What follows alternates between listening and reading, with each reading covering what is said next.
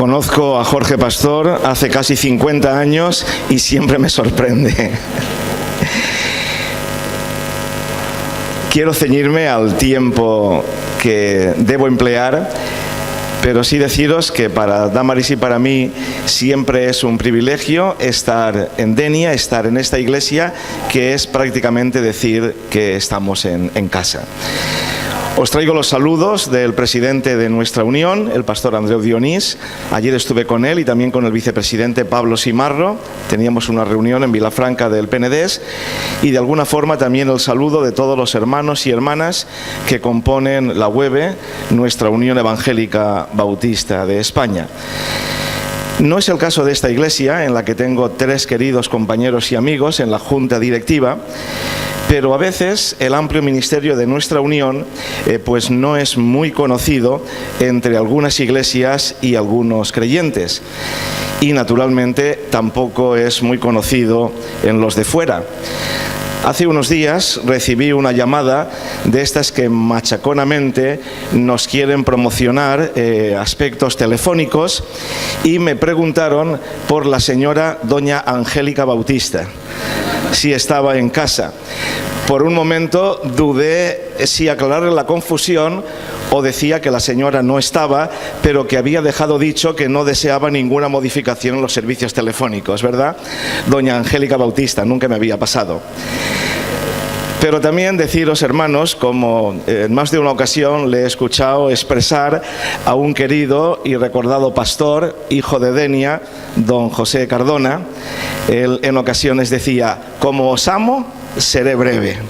Pues voy a intentarlo, y más teniendo en cuenta el apretado programa que estamos desarrollando en esta mañana.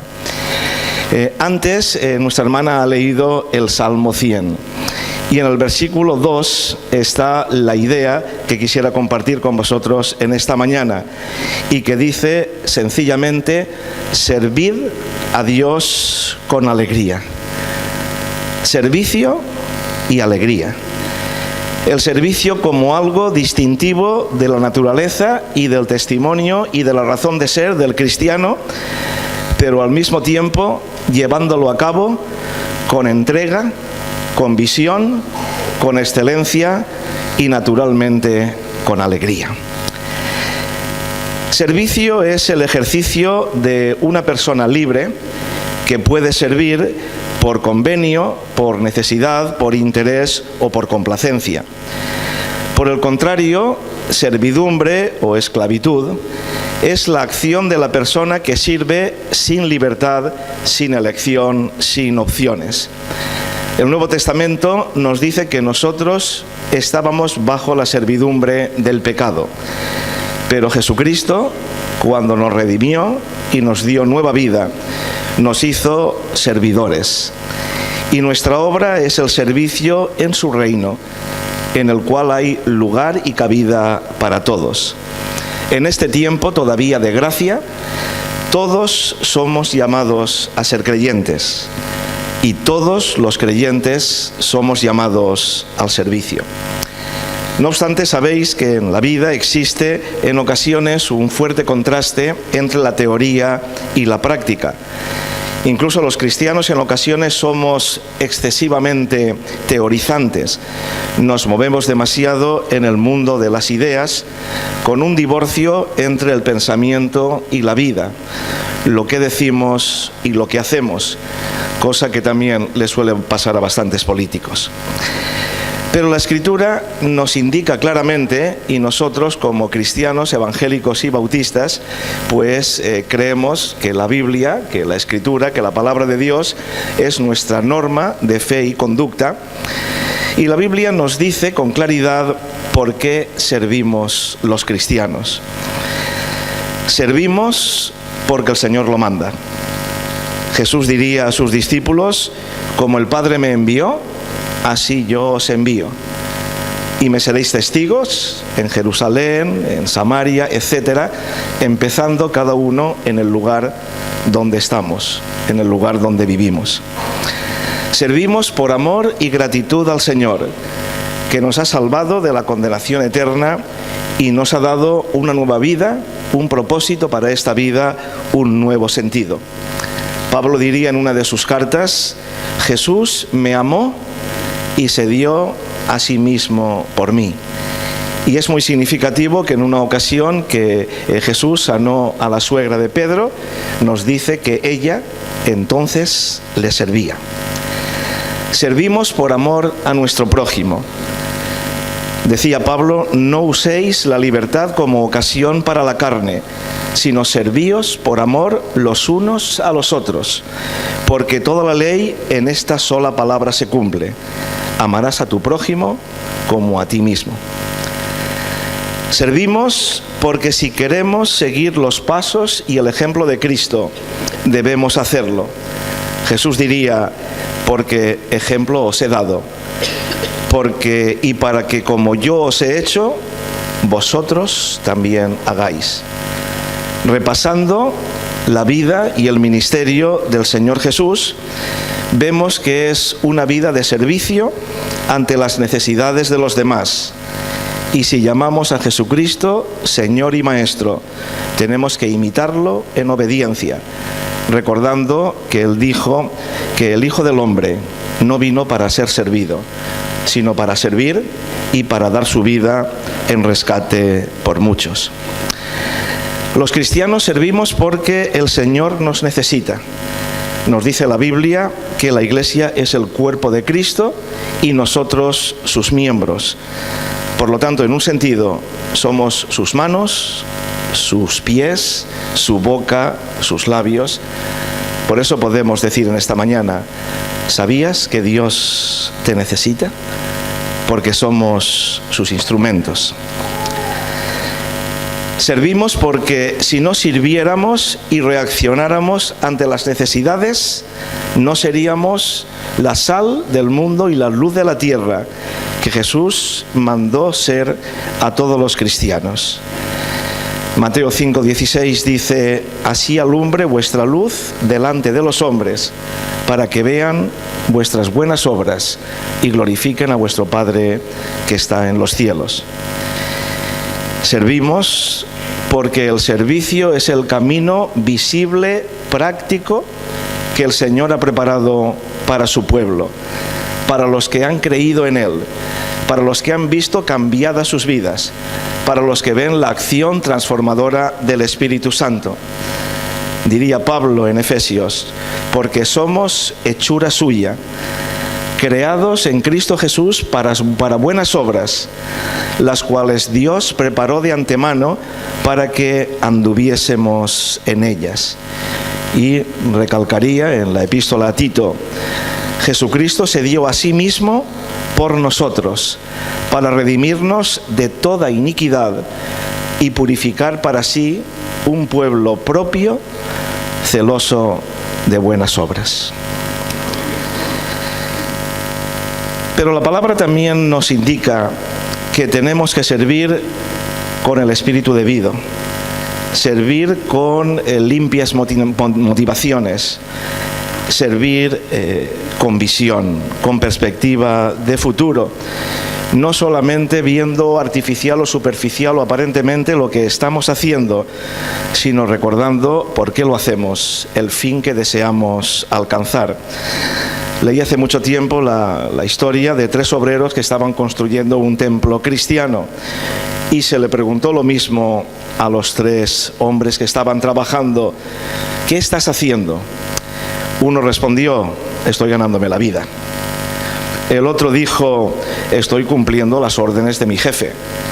Y el tercero dijo: estoy haciendo una casa donde se junten mis hermanos para adorar a Dios. Los 3 estaban haciendo lo mismo, pero el tercero es el que tenía las ideas más claras. Por eso, sea cual sea nuestro lugar de servicio, el que se ve y el que no se ve, porque todo es importante para la obra de Dios, pues nos tenemos que preguntar: ¿qué buscamos? ¿Qué esperamos? ¿Por qué lo hacemos? Tal vez equivocadamente en alguna ocasión podemos buscar prestigio, podemos buscar protagonismo, podemos buscar distracción, etcétera. Todo eso hay que desecharlo. La palabra dice de forma tajante: hacedlo todo para la gloria de Dios. Y no importa quién se lleve los honores, no lo importa. Hacedlo todo para la gloria de Dios. Todo lo que hacéis, sea de palabra o de hecho, hacedlo todo en el nombre del Señor Jesús. Con esa perspectiva, con ese espíritu, las motivaciones de nuestra actuación son las acertadas y son también las aceptadas y las bendecidas por el Señor. Y cuando es así, nuestra obra tiene calidad, nuestra obra descansa en el Señor y no en nosotros mismos. Y por eso esta obra perdura y se sostiene con el paso de los tiempos. No solamente 100 años, sino mucho, mucho más.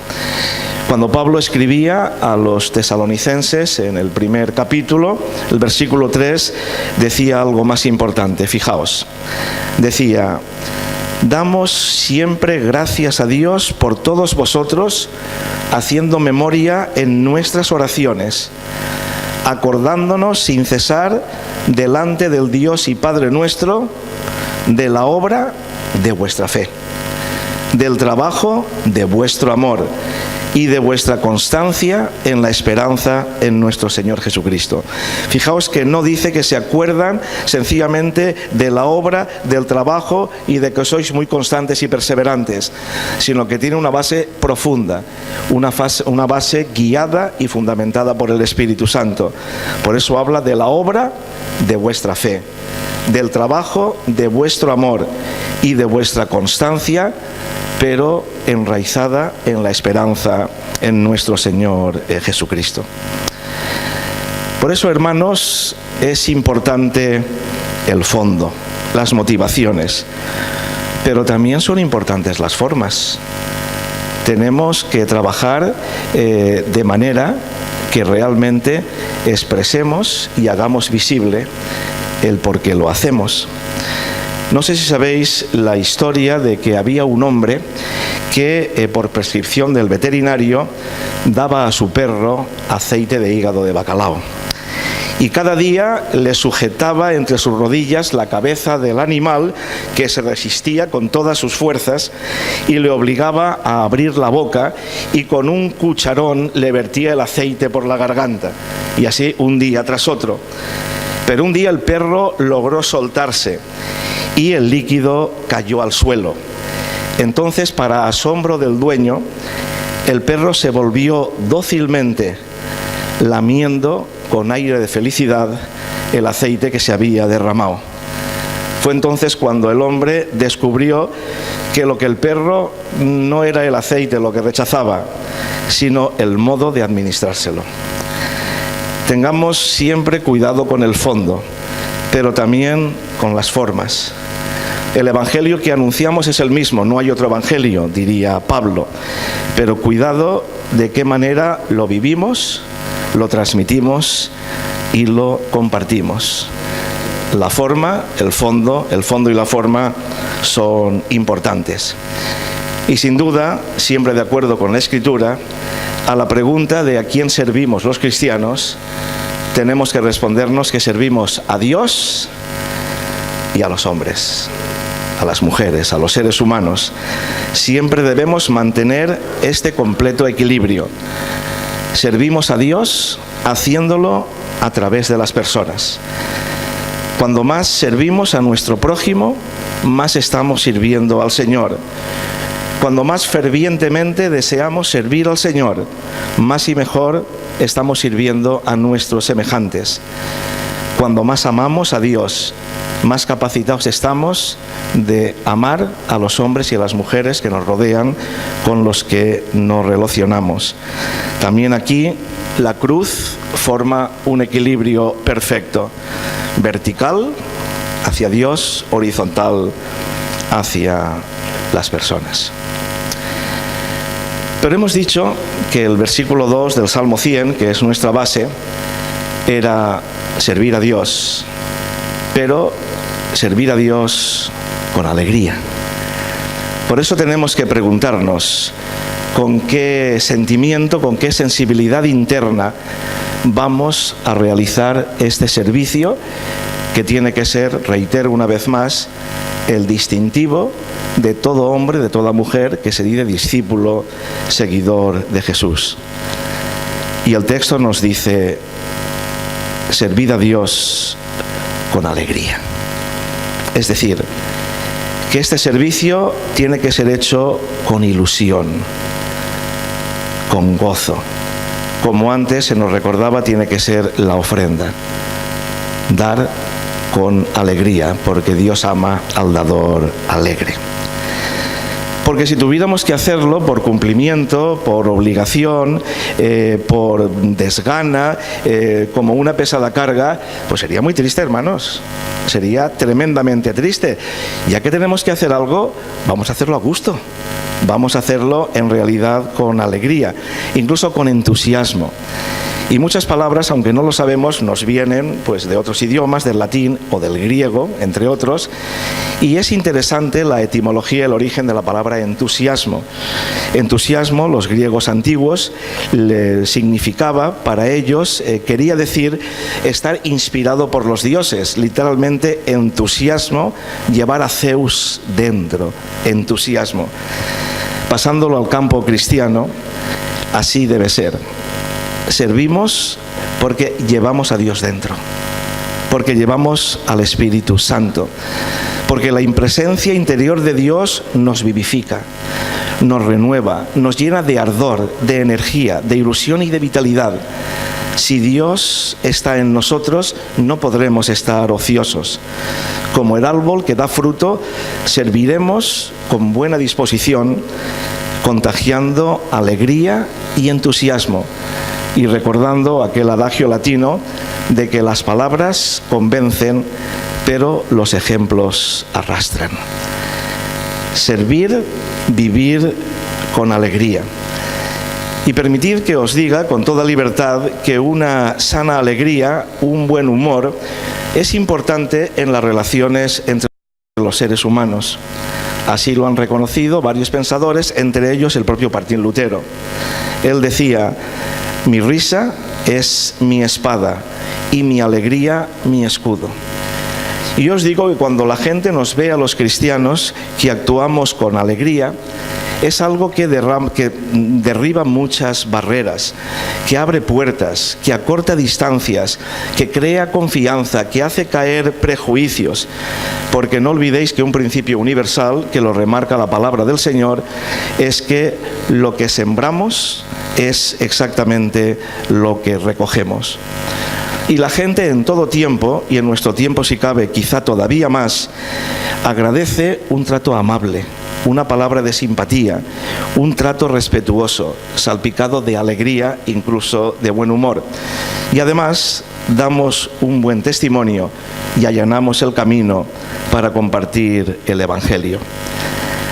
Y no solamente el Salmo 100, sino que hay muchos textos de la Biblia que nos hablan de la importancia de la alegría. Sara diría: Dios me ha hecho reír. El salmista expresaría: grandes cosas ha hecho el Señor con nosotros, estaremos alegres. El autor de Eclesiastés diría: todo tiene su tiempo, también tiempo de alegría, tiempo de reír. Jesús diría a sus discípulos: se gozará vuestro corazón y nadie os quitará vuestro gozo. El autor de Proverbios diría: el corazón alegre constituye un buen remedio, pero el espíritu triste seca los huesos.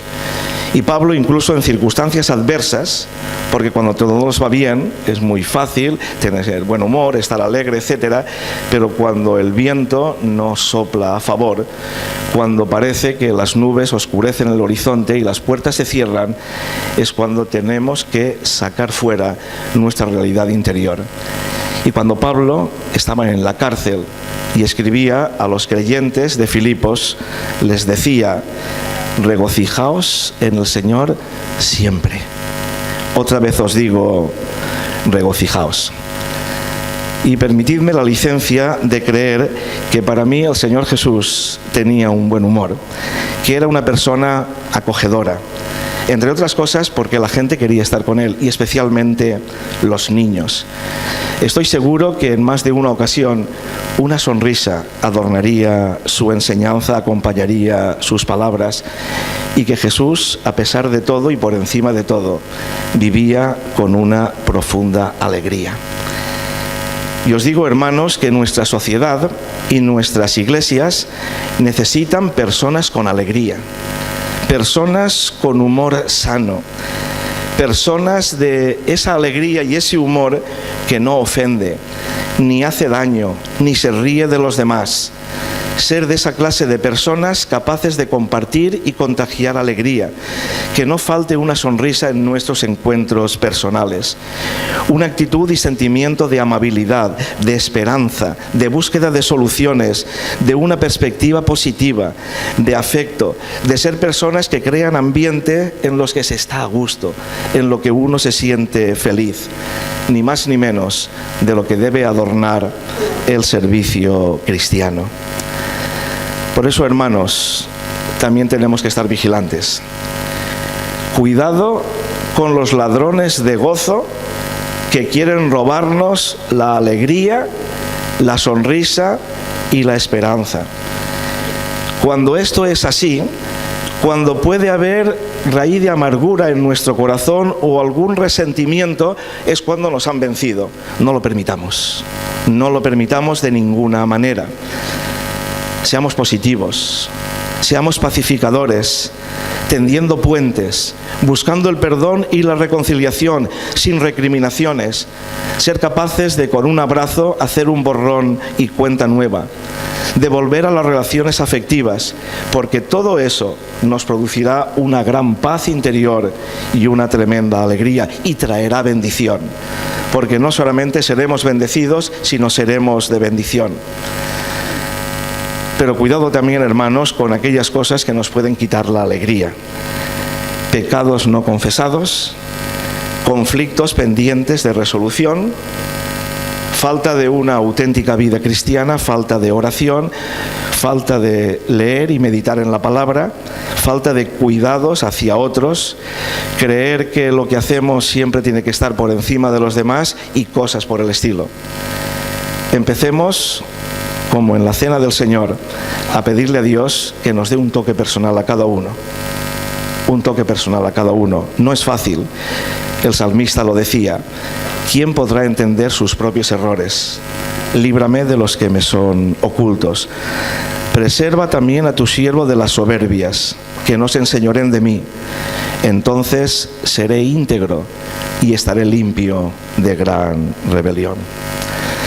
Queridos hermanos y hermanas de esta iglesia de Denia, unas personas buscan la felicidad, otros la dañan, pero otros la propician. Seamos de estos últimos, seamos, no me canso de repetirlo, seamos de bendición. El bien que hoy hagamos puede ser olvidado mañana, pero a pesar de incomprensiones, a pesar de espíritus mediocres, sigamos adelante con el propósito de Dios en nuestra vida individual y colectivamente. Sirvamos a Dios con alegría y además con gratitud, con gratitud. Por eso en esta mañana damos gracias a los que nos han hecho y nos siguen haciendo felices. Damos gracias a aquellas personas que nos han ayudado en los momentos que lo necesitábamos y a veces en los momentos que más lo necesitábamos. Gracias a quienes despiertan en nosotros los sentimientos más dobles. Gracias por poder experimentar en el Señor la esperanza y la alegría y el amor. Entonces podremos decir: Dios me ha hecho reír. Y con el apóstol, como entristecidos, mas siempre gozosos, como pobres, más enriqueciendo a muchos, como no teniendo nada, más poseyéndolo todo. O como el salmista: bienaventurado el pueblo que sabe aclamarte, Señor. Andará a la luz de tu rostro. En tu nombre se alegrará todo el día y en tu justicia será enaltecido. Terminamos diciendo que no olvidéis que hay dos tipos de personas: los que siempre piensan primero en sí mismos y los que son capaces de pensar en los demás, de tener en cuenta a los demás. Quien no ha aprendido a servir a Dios y a los hombres va unido como dos caras de una moneda. Quien no ha aprendido a hacerlo con alegría no ha aprendido a vivir.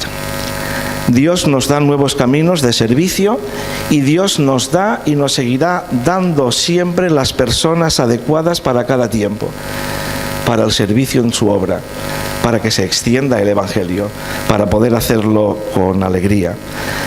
Si de verdad deseamos servir al Señor, y hoy es un día hermoso para que renovemos nuestro llamamiento y nuestra vocación de servicio y de amor y de entrega al Señor, de servicio, de amor y de entrega a nuestros semejantes. Realmente Dios abrirá nuevas puertas.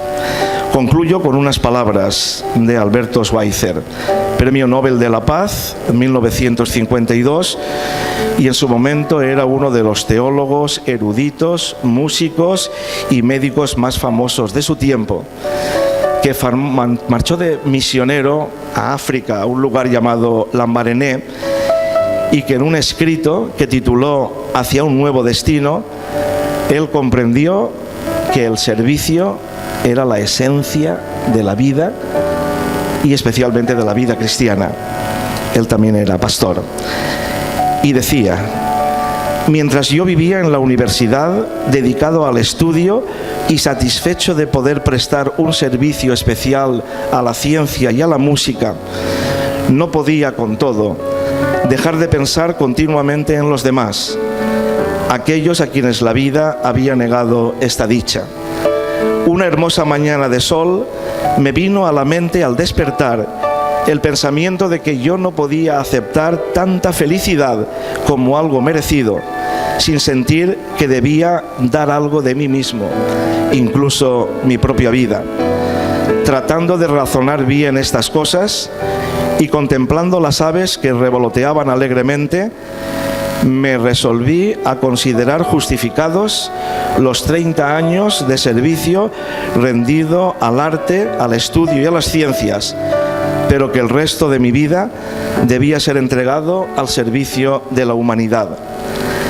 Al adoptar esta resolución, muchas veces traté de descubrir el hondo sentido que hasta ahora me había estado velado, pero que entonces lo hice mío, de las palabras de Jesús: el que quiera salvar su vida, la perderá, y el que perdiere su vida por causa de mí y del Evangelio, la salvará. Esta llamada había encontrado su respuesta en mi corazón. Una intensa alegría surgió en mí, a tono con la brillantez y la hermosura del día. Hermanos, como decía el cántico clásico, placer verdadero es servir al Señor. Y así es el secreto de la vida. Cuando nos damos es cuando nos encontramos.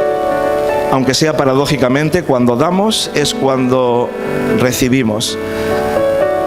Os deseo para todos los que estáis aquí en esta mañana y por todos los hermanos y hermanas que se congregan en esta muy llamada primera Iglesia Evangélica Bautista, la Trinidad de Denia, que podamos hacer nuestras estas palabras que hemos dicho al principio del Salmo 100.